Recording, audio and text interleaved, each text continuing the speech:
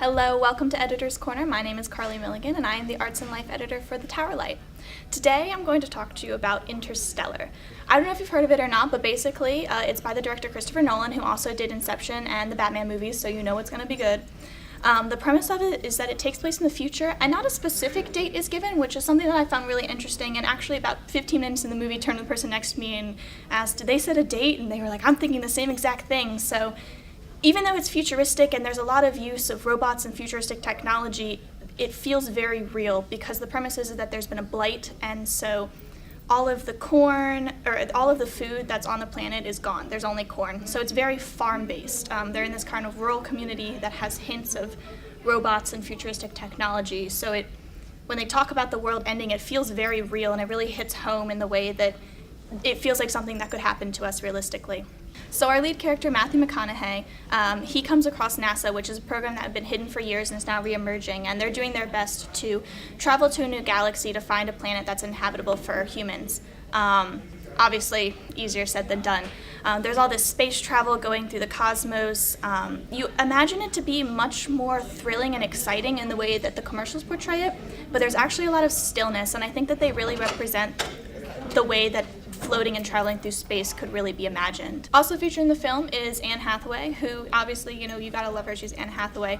Unfortunately, I felt like her character, as not the only female lead, but the primary female lead, she felt a little bit weak to me, a little bit whiny. I got a little annoyed with her, so as a lady, I wasn't too pleased with how they portrayed her. But the other female character is a very strong woman, and I like the way that they have her kind of this duality of she's left on Earth while her father is away traveling through space. So it's not just set in space and it's not just set on Earth. You kind of get to go back and forth. It is a very long movie. We started at like 8 and I don't think we got out of there until like 11 o'clock.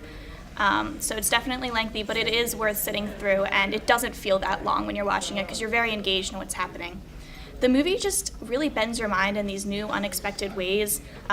They talk about the possibility of having other dimensions, which when they introduce it in the film, you don't really get it, and they slowly kind of explain it so that by the time you leave, you're just silent, trying to process this untangible information that they've presented you with.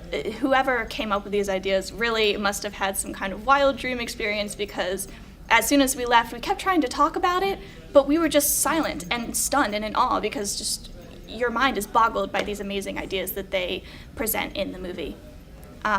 Honestly, I'm not much of a film person, movie person in general, but I definitely would recommend seeing this in theaters. We saw it in XD on a really large screen with surround sound, so that's definitely the way to go if you're going to see this movie. When they go through the wormhole or are in this other dimension, seeing it on the massive screen with the bright colors and feeling like the rumble of the surround sound really adds to the whole effect of the movie. Overall, I think it's a great film and you should definitely check it out.